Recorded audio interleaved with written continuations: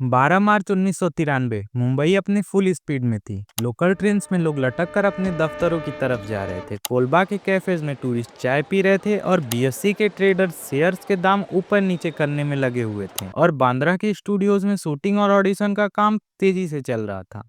एकदम टिपिकल मुंबई का दिन, शोर, भीड़ और जिंदगी का ड्रामा। लेकिन किसी को नहीं पता था ये नॉर्मल दिन एक हॉरर स्टोरी बनने वाला है। दोपहर के करीब 1:30 पे बीएससी की पार्किंग में खड़ी एक स्कॉर्पियो कार में जोरदार धमाका होता है और बीएससी की आइकॉनिक बिल्डिंग पूरी तरह से क्षतिग्रस्त हो जाती है। इसके बाद दोपहर 1:30 से शाम के 3:40 तक मुंबई की अलग अलग जगहों पर टोटल 12 बॉम्ब ब्लास्ट हुए, जैसे फिशर्समैन कॉलोनी माहिम, जावेरी बाजार, काथा बाजार, plaza cinema Dadar, century Bazaar Worli, air India building Nariman point, hotel Sea Rock Bandra, hotel Juhu, शहर airport, Worli passport office, Mandvi corporation bank branch. यहाँ पर आखिरी बॉम्ब ब्लास्ट हुआ। नोटिस करने वाली बात यह है कि ये सारे के सारे एरियाज हिंदू पॉपुलेशन से डोमिनेटेड थे। इन ब्लास्ट में टोटल 257 लोग मारे गए और 1400 से ज्यादा लोग इंजर्ड हुए। मुंबई के king Edward memorial hospital, sir Jamshedji hospital और बॉम्बे हॉस्पिटल में जख्मियों और लाशों की भीड़ लग गई। इसके बाद मुंबई पुलिस और सीबीआई ने तेजी से काम करते हुए 48 घंटे में ही इस केस को क्रैक कर दिया। इन्वेस्टिगेशन में एक नाम बार बार सामने आया, जो था मुंबई अंडरवर्ल्ड का किंग दाऊद इब्राहिम। पर आखिर दाऊद इब्राहिम इतना बड़ा डॉन बना कैसे और उसने इतना बड़ा बॉम्ब ब्लास्ट क्यों करवाया? बात है 29 दिसंबर 1955 की। मुंबई के दोंगरी में एक गरीब परिवार में दाऊद इब्राहिम का जन्म हुआ। दाऊद के फादर इब्राहिम कासकर मुंबई पुलिस में कांस्टेबल थे। दाऊद ने मुंबई के अहमद सेलर हाई स्कूल में पढ़ाई की थी, लेकिन 10th के बाद ही उसने ड्रॉप आउट ले लिया। फिर आता है ईयर 1970। उस वक्त दाऊद की उम्र 15-16 साल के बीच थी और मुंबई अंडरवर्ल्ड के 3 बड़े नाम थे, हाजी मस्तान, करीम लाला और वर्धाराजन मुदालियर।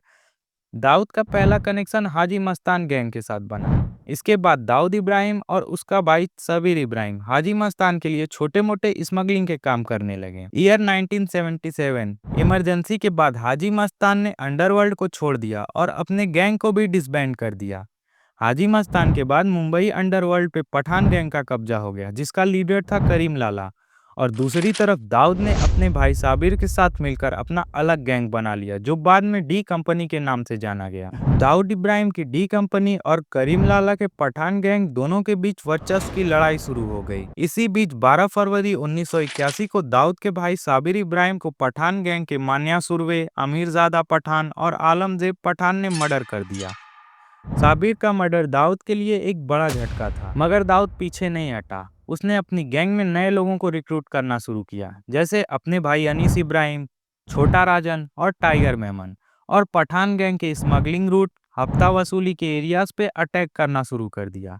मगर पठान गैंग भी पीछे नहीं हटा। दोनों गैंग्स ने मुंबई के कामथीपुरा इलाके को जंग के मैदान में बदल दिया। इस गैंग वार में टर्निंग पॉइंट तब आया जब 6 सितंबर 1983 को मुंबई सेशन कोर्ट के बाहर अमीरजादा पठान का मर्डर कर दिया गया।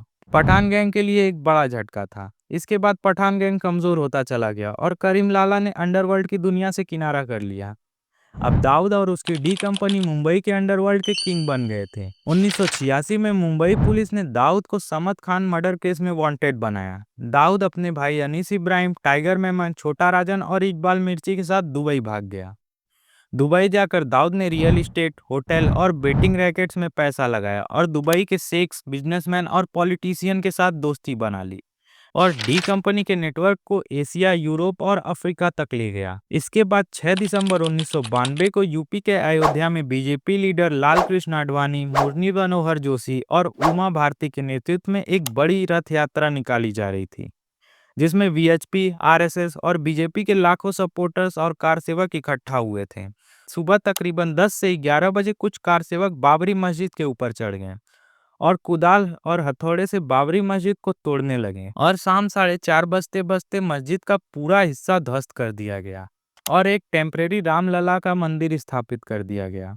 इसके बाद पूरे देश में दंगे शुरू हो गए, जिसमें 2000 से 3000 लोग मारे गए और कुछ दिन बाद मुंबई में भी दंगे हुए, जिसमें 900 लोग और मारे गए। इन 900 मारे गए लोगों में मोस्टली मुस्लिम थे। इससे दाऊद के मन में गुस्सा भर गया, क्योंकि वो खुद एक कोंकणी मुस्लिम फैमिली था। इस राइट का बदला लेने के लिए दाऊद ने पाकिस्तान की आईएसआई के साथ मिलकर प्लानिंग की।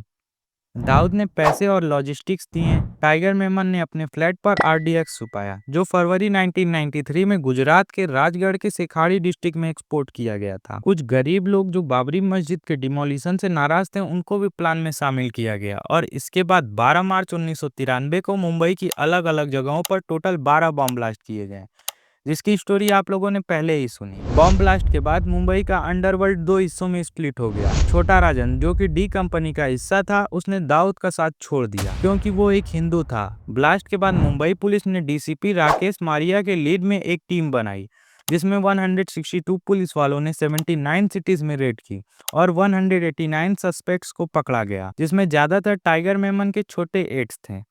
और टाइगर मेमन के छोटे भाई याकूब मेमन को 1994 में अरेस्ट कर लिया गया और उसे 30 जुलाई 2015 को नागपुर सेंट्रल जेल में 6:35 पर फांसी दे दी गई। ब्लास्ट के बाद दाऊद दुबई से पाकिस्तान के कराची में शिफ्ट हो गया। दाऊद मुंबई पुलिस के लिए अभी भी एक मिस्ट्री बना हुआ है।